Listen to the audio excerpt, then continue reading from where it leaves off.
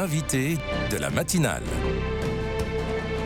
KTO Radio. Depuis jeudi dernier, le Collège des Bernardins accueille l'exposition Épiphanie au pluriel de l'artiste le plus en vogue, on peut le dire, dans le monde catholique français actuellement, Augustin Frison-Roche. Augustin Frison-Roche que l'on a le plaisir d'avoir comme invité de la matinale ce matin. Bonjour.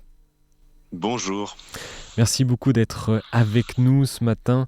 Votre exposition dure donc jusqu'au 26 février prochain et la vingtaine de peintures exposées ont pour la majorité été créées pour l'occasion dans le cadre d'une résidence d'artistes au Bernardin. Alors Augustin Frison-Roche, qu'est-ce que vous avez souhaité y exprimer ? Alors dans cette exposition, vous l'avez dit, qui a pour thème Épiphanie au pluriel, j'ai voulu aborder évidemment le thème de l'épiphanie avec une adoration des mages notamment, mais également les deux autres épiphanies liturgiques que sont le baptême du Christ et les noces de Cana. Mais j'ai voulu également me pencher sur ce terme d'épiphanie au sens étymologique du terme, c'est-à-dire d'apparition, de manifestation, et au sens où il est employé par exemple dans la lettre aux artistes de Jean-Paul II, quand il demande aux artistes d'être des épiphanies de la beauté, donc d'essayer par leur travail artistique, par leur art, de faire apparaître quelque chose, de faire apparaître un signe. Et c'est dans toutes ces acceptations du terme que j'ai voulu aborder cette exposition. On doit entendre le terme épiphanie, non pas seulement au sens liturgique, religieux, mais vous l'avez dit, en plus un sens plus littéral, comme un éveil.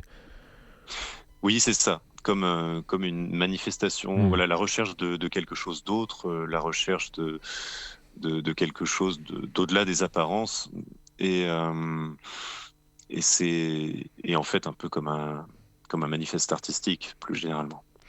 Pouvez-vous nous détailler au moins une ou deux œuvres, celles qui vous ont particulièrement marqué pour essayer de donner un sens à cette visite pour nos auditeurs ?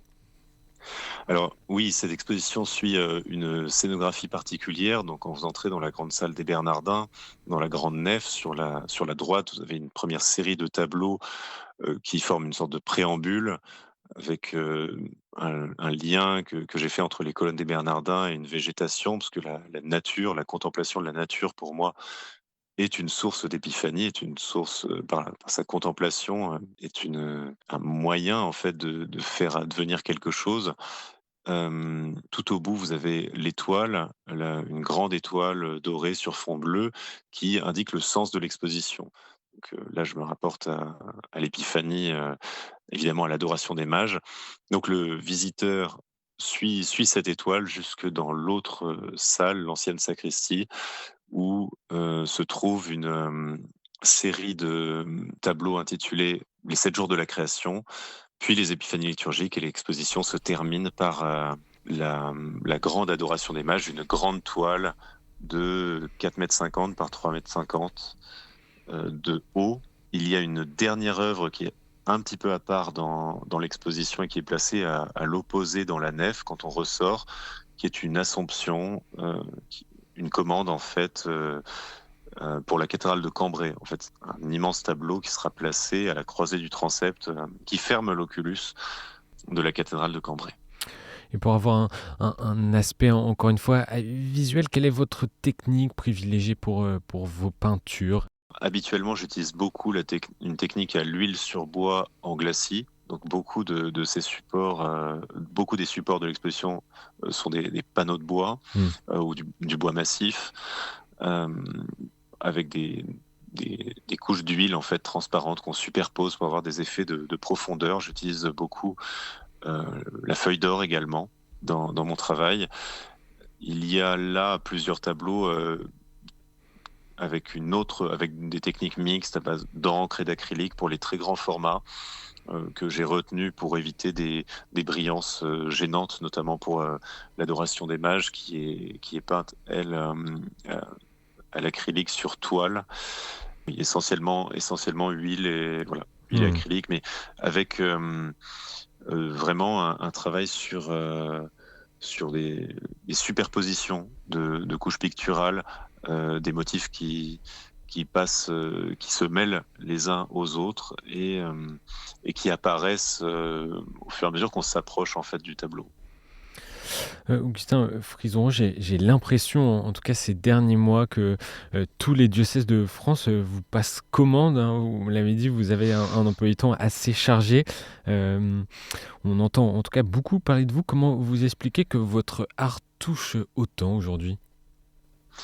Ce serait pas à moi de répondre à cette question. Je travaille et je suis évidemment très touché que mon travail trouve une reconnaissance, trouve un public et suscite ces nombreuses demandes.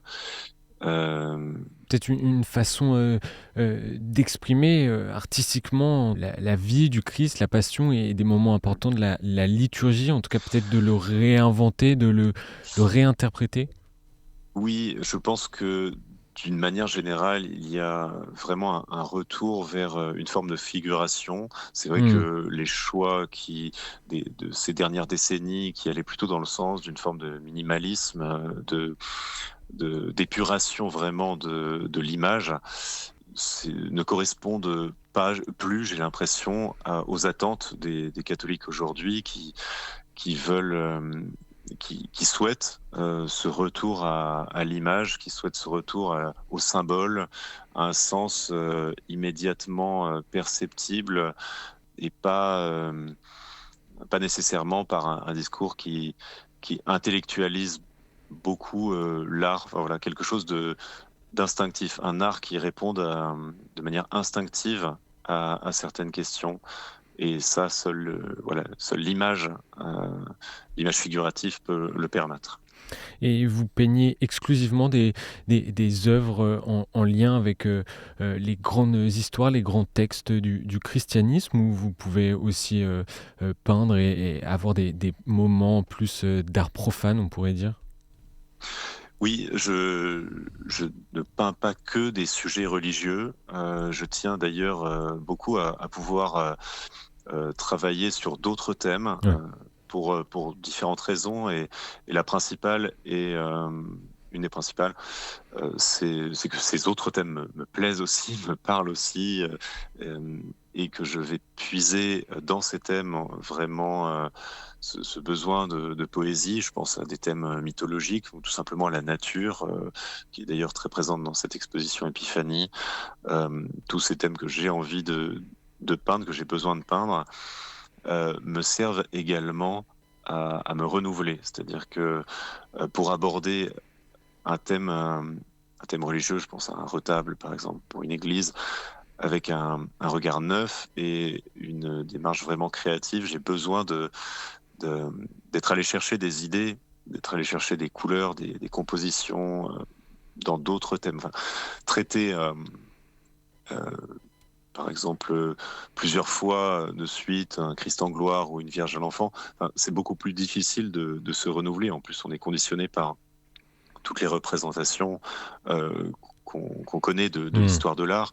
Et c'est souvent en traitant des thèmes qui n'ont rien à voir qu'on va avoir l'idée en fait d'une certaine combinaison de couleurs. Voilà, je pense à l'Apocalypse de Saint-Malo que j'ai peint pour la cathédrale de Saint-Malo, où ces effets de superposition avec de tableau dans le tableau me sont venus en peignant un loup, par exemple, avec une forêt, donc un thème qui n'a rien à voir, mais qui m'a aidé en fait à être plus créatif sur le thème de l'Apocalypse.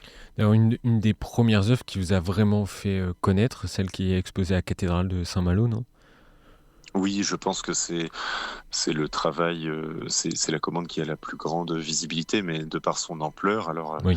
je pense que si je me base sur les retours que j'ai, ce tableau plaît beaucoup, a un impact très fort, mais c'est vrai que c'est en même temps une commande qui est particulière par son ampleur, parce que la cathédrale de Saint-Malo et son ancien curé, l'abbé Étienne Lorta, et après lui, le curé actuel de la cathédrale, le père Benoît Lévesque, ont,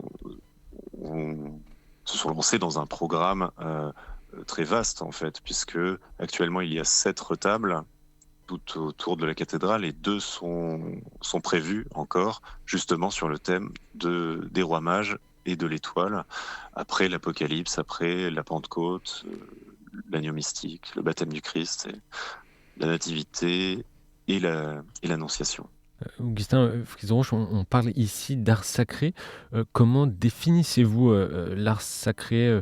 Est-ce que parler du terme, utiliser le terme art sacré est ajusté pour vous? Je sais qu'il y a des débats ces dernières années sur ce terme-là. Non, je préfère parler d'art, de sujets religieux ou de sujets profanes. Alors évidemment, par commodité, j'emploie le terme d'art sacré parce qu'il renvoie immédiatement à une commande. Il désigne pour l'interlocuteur une commande pour l'Église, mais je préfère distinguer sujets religieux et sujets profanes pour ne pas dissocier l'art, d'une manière générale, d'une quête de transcendance. J'en parlais au début de cette émission. L'art est toujours une quête d'une épiphanie, la quête de quelque chose d'autre, d'un signe, d'un au-delà des apparences. Et ce qui advient devant une œuvre d'art, c'est rien que ce rapport au monde qui est légèrement modifié par l'expérience de l'art. Voilà, il y a là une épiphanie et pour cette raison, je pense que l'art véritable est toujours sacré parce que sa fin, son but est la transcendance, la quête de transcendance. Donc moi, je peins pas différemment. Enfin, je mets pas, je mets la même exigence à peindre un paysage qu'un tableau pour une église, sauf évidemment que la responsabilité n'est pas la même. Dernier mot, Augustin Frison-Roche, on l'a dit, votre carnet de commandes est assez chargé. Quels sont vos prochains grands projets, sans trop trahir les secrets? Non, bien sûr, hein, je crois, enfin, on peut tout à fait en parler. Le projet le plus important qui m'attend à partir de septembre 2025, ça va être la réalisation d'une grande peinture murale, d'une immense peinture murale dans la nouvelle église Saint-Joseph le Bienveillant à Voisins-le-Bretonneux, après avoir gravé le mobilier liturgique qui était dessiné avec les architectes en charge du projet, donc Benoît Andrier et Antoine Pélissier. Après ce travail commun sur le mobilier, et de mon côté, la réalisation de la croix suspendue. Je vais donc m'attaquer à la peinture de toute l'abside. Donc ça représente une surface de 300 mètres carrés de peinture.